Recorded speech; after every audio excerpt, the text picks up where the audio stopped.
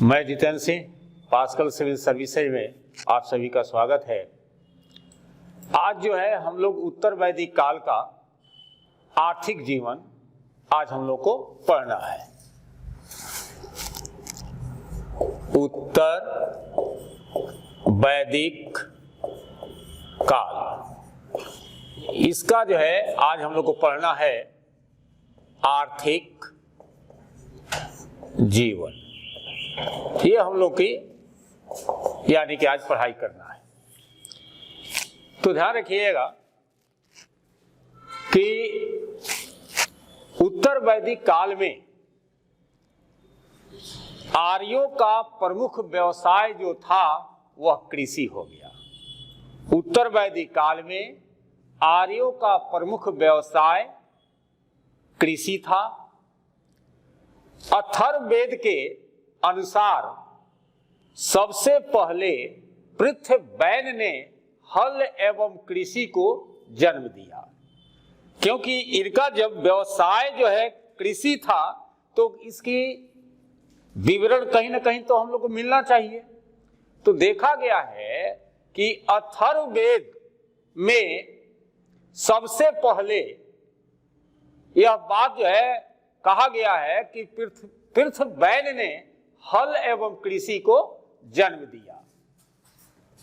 पृथ्वैन ने सबसे पहले जो है आप देखेंगे कि हल एवं कृषि की बात की है। और सबसे पहले शतपथ ब्राह्मण में कृषि की समस्त प्रक्रियाओं का उल्लेख किया गया है। तो सबसे पहले आप देखेंगे कि शतपथ ब्राह्मण में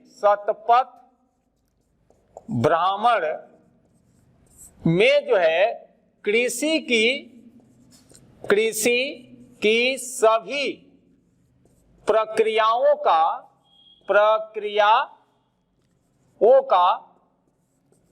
उल्लेख किया गया है या है। जैसे आप देखेंगे कर्षण यानी कि जुताई। जब भी जो है हम लोग खेत में कोई अगर फसल उगाना है तो हम लोग क्या करते हैं? जुताई करते हैं, जिसको शतपथ ब्राह्मण में क्या कहा गया है? कर्षण कहा गया है। जब खेत की जुताई हो जाती है तो वपन का मतलब होता है बुआई, यानी कि बीज को जब हम लोग खेत में डाल देते हैं उसको बुआई कहते हैं। जब बीज बड़ा हो जाता है, फसल तैयार होता है तो लूनन का मतलब होता है कटाई, यानी कि फसल की कटाई की जाती है।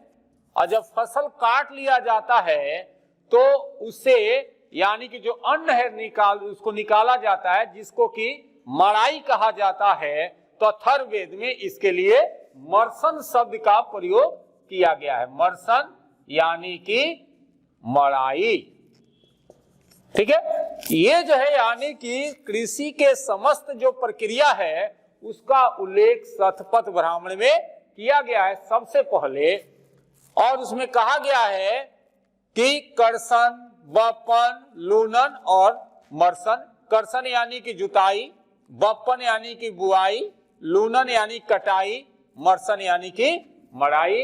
ये फसल को जो है यानी कि उसकी जो प्रक्रिया थी खेत में बोने की, उसकी फसल तैयार होने पर काटने की, फिर उसे अन्न निकालने की, इसकी चर्चा सबसे पहले शतपथ ब्राह्मण में मिलता है।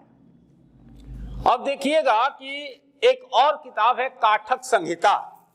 एक किताब है काठक संहिता। अब ये काठक संहिता जो है इसमें यह बात की चर्चा है कि 24 बैलों द्वारा हल खींचे जाने की चर्चा काठक संहिता में की गई है। काठक संहिता में 24 बैलों द्वारा हल खींचे जाने का उल्लेख है। और आप देखेंगे कि वेद में यजुर्वेद का आप लोग नाम सुने होंगे, यजुर्वेद। ये यजुर्वेद जो है, इसमें आप देखेंगे कि कुछ ऐसे अनाजों का वर्णन है जैसे ब्रीही मतलब धान, यौ यानी कि जौ, माड़ यानी कि उड़द, मुदंग यानी कि मूंग, गोधूम यानी कि गेहूं, मसूर आदि अनाजों का वर्णन यजुर्वेद में किया गया है। जैसे कि ब्रीही मतलब धान हो गया, यौ यानी कि जौ हो गया, यौ यानी कि जौ, ये जौ जो हम लोग खाते हैं। फिर जो है माड़ यानी कि उड़द, इसकी चर्चा की गई है। मुदंग, मुदंग यानी कि मूंग, मूंग का जो दाल हम लोग खाते हैं। गोधूम, गोधूम यानी कि गेहूं। फिर जो है आप देखेंगे कि मसूर आदि की चर्चा जो है कहां की गई है? शतपथ ब्राह्मण में किया गया है। ब्रीही, यौ, माड़, मुदंग, गोधूम, मसूर यानी कि धान, जौ, उड़द, मूंग, गेहूं, मसूर आदि अनाजों का वर्णन यजुर्वेद में मिलता है। और दो तरह के धान यानी कि दो तरह के धान, ब्रीही एवं तंडुल तथा इक्षु, इक्षु मतलब ईख का उल्लेख अथर्ववेद में मिलता है। और अथर्ववेद में ही सिंचाई के साधन के रूप में बरनाकूप एवं नहर का उल्लेख किया गया है। अथर्ववेद में सिंचाई के साधन का यानी कि नहर ये सब का उल्लेख किया गया है। और तैत्तिरीय उपनिषद में आप देखेंगे कि अन्न को ब्रह्मा कहा गया है। तैत्तिरीय उपनिषद में जो हम लोग अन्न खाते हैं उसको ब्रह्मा कहा गया है। और यजुर्वेद में हल को सिर कहा गया है। अब जैसे हम लोग आर्थिक जीवन करते हैं तो इसमें अब जो है आप देखेंगे कि एक और बात की चर्चा की जाती है, वो है पशुपालन। पशुपालन इसकी भी चर्चा करना जरूरी है। तो जैसे आप देखिएगा कि उत्तर वैदिक काल में मुख्य रूप से पालतू पशु यानी कि उत्तर वैदिक काल में मुख्य रूप से पालतू पशु गाय, बैल, घोड़ा, हाथी, भैंस, भेड़, बकरी, गदहा, ऊंट, सूकर यानी कि सुअर आदि थे। महत्वपूर्ण पशु के रूप में गाय को पाला जाता था। महत्वपूर्ण पशु के रूप में गाय को पाला जाता था। और उत्तर वैदिक काल में जो बड़ा बैल होता था उसको महोक्ष कहा गया है। यानी कि पशुपालन में आप ध्यान रखिएगा कि उत्तर वैदिक काल में मुख्य पालतू पशु के रूप में गाय, बैल, घोड़ा, हाथी, भैंस, भेड़, बकरी, गधा, ऊंट, सूकर यानी कि सुअर आदि थे। और महत्वपूर्ण पशु के रूप में गाय थी। और इस काल में बड़े बैल को महोक्ष कहा गया है। अब जब पशुपालन के बाद अब आता है उद्योग की बात। उद्योग ये सारा चीज जो है आर्थिक जीवन में आता है। यानी कि उत्तर वैदिक काल में प्रमुख व्यवसायी धातु कर्मी, मछुआरे, धोबी, कुलाल, भीषक यानी भीषक कहा जाता है डॉक्टर को, चिकित्सक को, जिसका उल्लेख वाजसेनेयी संहिता एवं तैत्तिरीय उपनिषद में मिलता है। यानी कि उद्योग इस काल में जो था उसमें प्रमुख रूप से जो व्यवसायी थे वो धातुकर्मी, मछुआरे, धोबी, कुलाल, भीषक, जिसका उल्लेख वाजसेनेयी संहिता में और तैत्तिरीय उपनिषद में मिलता है। रथकार आदि जो है इस काल का प्रमुख जो है उद्योग था। अब आता है वस्त्र निर्माण। वस्त्र निर्माण इसकी चर्चा हम लोग करते हैं। तो वस्त्र निर्माण यानी कि उत्तर वैदिक काल में उड़ ये शब्द आया है, ये आया है ऊन के लिए। ऊन जो है शब्द आया है ऊन के लिए। षण यानी कि ये आया है सन के लिए। सन ये धागा यानी कि धागा है। शतपथ ब्राह्मण में कौश यानी कि रेशम। शतपथ ब्राह्मण में आप देखिएगा कि बात की गई है कौश की, या इसका मतलब होता है रेशम, इसकी चर्चा की गई है। एवं मैत्राणी संहिता में क्षोम का उल्लेख मिलता है। इस काल में स्त्रियों द्वारा ऊन का कार्य किया जाता था। किए जाने एवं वस्त्रों की सिलाई हेतु सूची यानी कि सुई का उल्लेख है। इस काल में धातु के काम की जो बात की जाती है, आप देखेंगे कि यजुर्वेद में हिरण्य यानी कि सोना, त्रपु यानी कि टीन, सीसा, अयस एवं लौह का विवरण मिलता है। आप देखिएगा कि यजुर्वेद में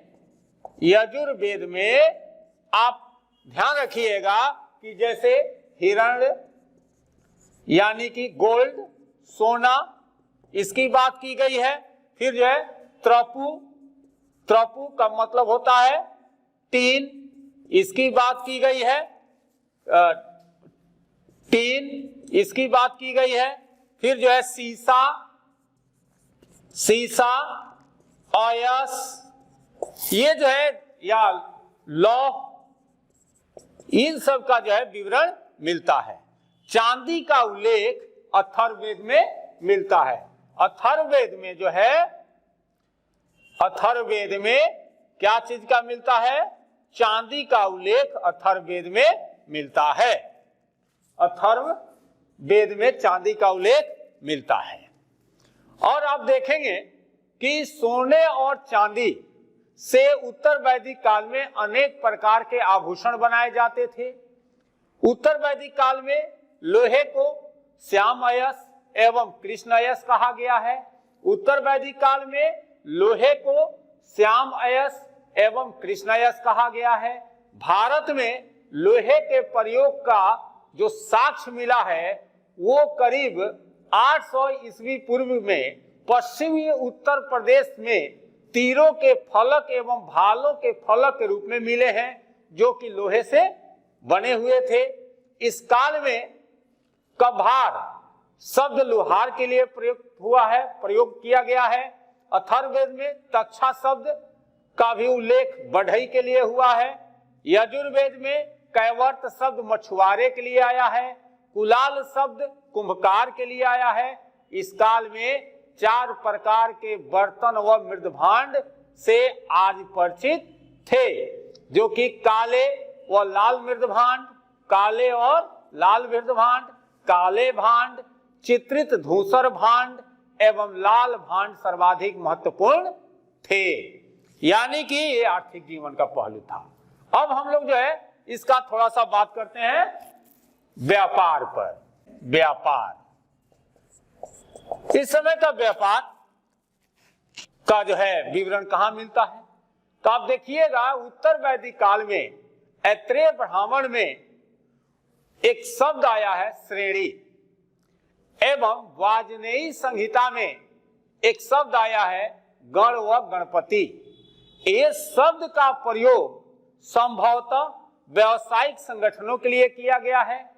इस काल का व्यापार भी वस्तु विनिमय प्रणाली पर ही आधारित था।